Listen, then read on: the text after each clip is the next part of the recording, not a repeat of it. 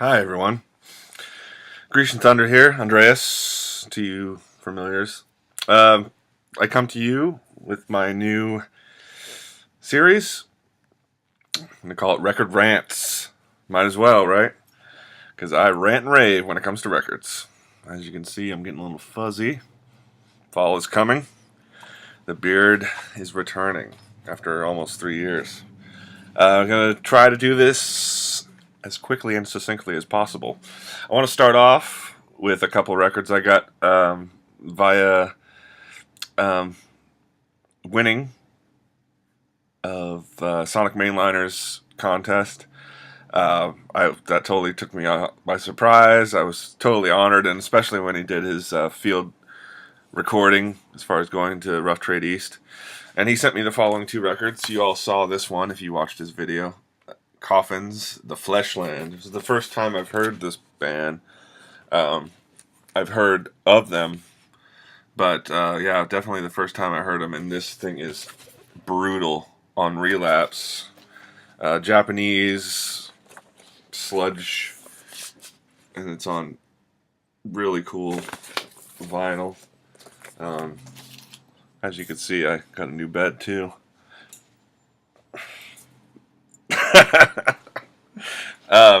The other thing he sent me was a surprise that he had mentioned in the video, and I wanted to show everybody because this one, I was expecting this, and I was really looking forward to Coffins, and it didn't disappoint. But this next one totally blew me away, and it's pardon the glare, but it's the Maniac soundtrack for the remake that Elijah Wood was in, put out by Death Waltz Recording Company.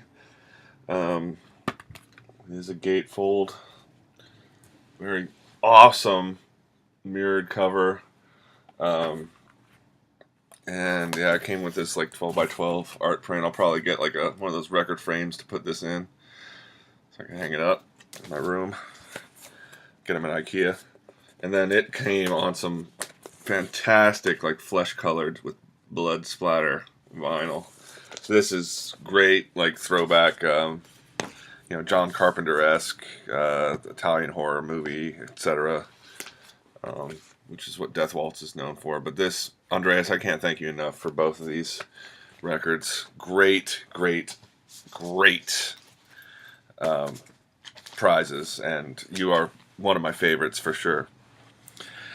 Up next, this is a reissue I've been looking for since 1995 because I couldn't afford it back then. I was only in high school, didn't really have a lot of money to blow on a lot of records, but I saw these guys live open up for Brainiac, and it was great. I mean, they were an awesome band. Talking, of course, of U.S. Maple. This is their debut album, Long Hair in Three Stages. Basically, put out. Sorry, I had hair in my mouth. Put out by Skin Graft Records. Basically, what these guys did in their career is took rock and roll, broke it down to its barest elements, and reconstructed it. And between them and Brainiac and Six Finger Satellite and a lot of bands like that were kind of a resurgence of the no wave movement, I guess you might say. It just, yeah, it basically shaped my musical taste from there on out.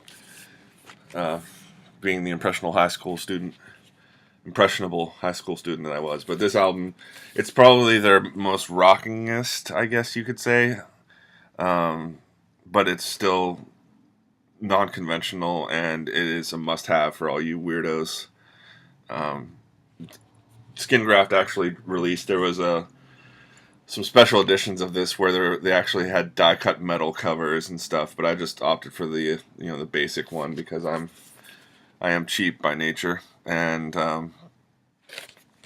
yeah, it's just a great album. I'm so glad they reissued it. One of my favorite labels out there is Now Again, and I picked this up pretty recently. This is East of Underground. Basically, it's a couple albums, actually. It's a double record, and This is their recordings, I think from the 60s, I want to say, and 70s. And basically, yeah, it was an army band, and they recorded a bunch of tunes, and I mean, they were just really good. Soul, funk, rock and roll, just proving once again, Now Again is a fantastic label. I highly recommend this to all you soul freaks out there. It's definitely worth it. And then finally, this was a recommendation from a couple people, really. Chris Alvier, I know you have this piece, and then my friend Christian, who I kind of, I'm not going to take credit for, but him and I have been turning each other on to music for a while, and he finally started collecting vinyl. He moved up to Vancouver, BC, about a year or so ago, and was just bitten by the bug, I guess, and he's been getting a lot of freaky stuff too. But he recommended this piece. It's George Brigman's Jungle Rot. Awesome. This is like a kind of it's from '75. Put up on Solid Records out of Baltimore, and just I mean, it's your typical one-off '70s stuff, but there are some really cool psych elements to this, and the longest song clocks in at like, I don't know, 4 minutes 30, or no, I'm sorry, 5 minutes 32 seconds. So the songs aren't super long, but like it's good stuff. It's kind of like Circuit Rider. I showed that earlier this year. I think it was earlier this year, where it was like kind of like that kind of Doors-esque, like as far as the creepiness factor to the rock side, the more sinister side of rock and roll and psych. But yeah, this is definitely. I mean, it was worth it. You guys, I've paid like $20 for it. But yeah, Jungle Rot's a reissue, obviously, on Solid Records. That's about it, kids. Told you I was going to keep it short. Don't have much to rant about other than the Syrian conflict that for some reason America finds a need to get involved in. Hopefully Congress makes the right decision. They typically don't, but I'm going to call my congressman. I hope you do the same. Until next time, this has been the Record Rant. Kisses.